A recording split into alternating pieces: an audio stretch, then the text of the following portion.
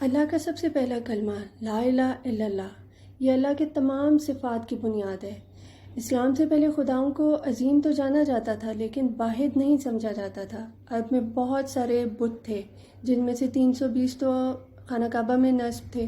ان بتوں کو الہ کہا جاتا تھا جنہیں نبی کریم صلی اللہ علیہ وسلم کی آمد سے پہلے پوجا جاتا تھا۔ نبی کریم صلی اللہ علیہ وسلم کا مشن یہ تھا کہ اللہ کے واحد عظیم ترین اور بے مثل ہونے کا اعلان کیا جائے۔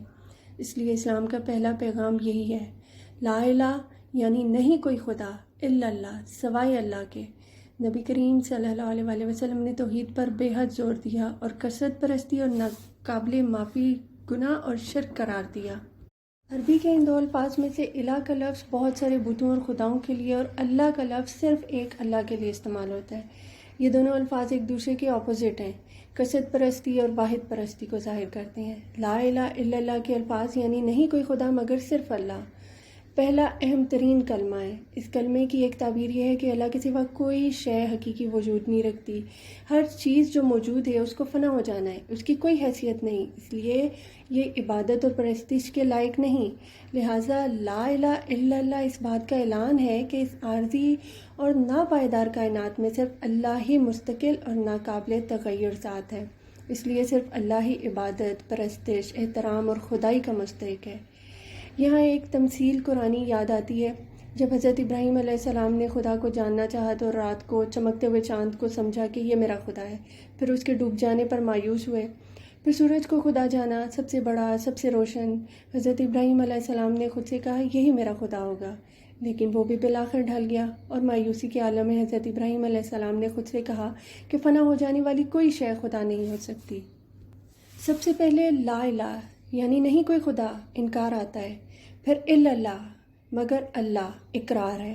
پہلے انکار یعنی رد اور پھر قبول یعنی اقرار۔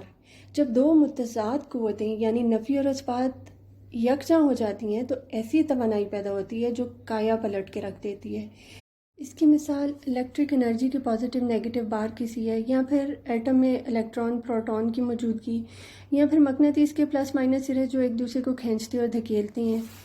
عام بجلی کے جنریٹر بھی اسی اصول پر چلتے ہیں۔ جب مقناطیس کے دو پازیٹیو اور نیگیٹو سرے ایک گول دائرے میں گھومتے ہیں تو بجلی پیدا ہوتی ہے۔ روحانی جنریٹر بھی اسی اصول پر چلتا ہے۔ جب اللہ کے دونوں پہلوؤں کا ذکر تکرار کے ساتھ کیا جاتا ہے تو روحانی توانائی پیدا ہوتی ہے جو ذکر کرنے والے کی کایا پلٹ دیتی ہے۔ اس مشق کو نفی اور اثبات کا نام دیا گیا۔ مومن کامل اپنے نفس کی نفی اور مالک حقیقی کی ذات میں جذب ہو جاتا ہے۔ دیکھیں کہ اسپریچول انرجی کیا ہوتی ہے۔ جیسا کہ ہم جانتے ہیں حرارت، روشنی اور میگنیٹزم یہ سب ڈفرینٹ انرجی کی ٹائپس ہیں۔ میگنیٹزم سے بجلی پیدا ہوتی ہے، بجلی سے روشنی اور روشنی سے حرارت۔ اب یہ حرارت ایسی قوت ہے جو کسی بھی چیز کو پگھلانے اور مولڈ کرنے کی طاقت رکھتی ہے، اور محبت ایک طرح کی حرارت ہے۔ خدا محبت ہے اور وہ اپنی محبت میں شراکت ہرگز برداشت نہیں کرتا۔ گود سے گور تک محبت ہی انسان کا واحد سہارا ہے۔ یہ اللہ کا عطا کردہ تحفہ ہے جس کی بنیاد پر انسان پھلتا پھولتا اور ترقی کرتا ہے۔ اگر کوئی انسان اس جذبے کو محسوس کر سکتا ہے تو وہ اللہ کی فطرت کو بھی سمجھ سکتا ہے۔ ہر خالق اپنی تخلیق سے محبت کرتا ہے۔ اگر ہم اپنے خالق حقیقی کی طرف ایک قدم بڑھائیں تو وہ 10 قدم ہماری طرف بڑھاتا ہے۔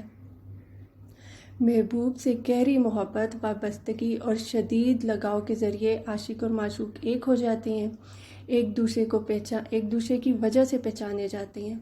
اس طرح نیک انسان فنا فی اللہ ہو کر بقا باللہ حاصل کرتا ہے اور اپنی ذات کو ختم نہیں کرتا بلکہ رب العزت کے وصال کے ذریعے اپنی ذات کی زیب و زینت اور محبت کے پروں پر اڑ کر معرفت کے بلند تر مقام حاصل کرتا ہے۔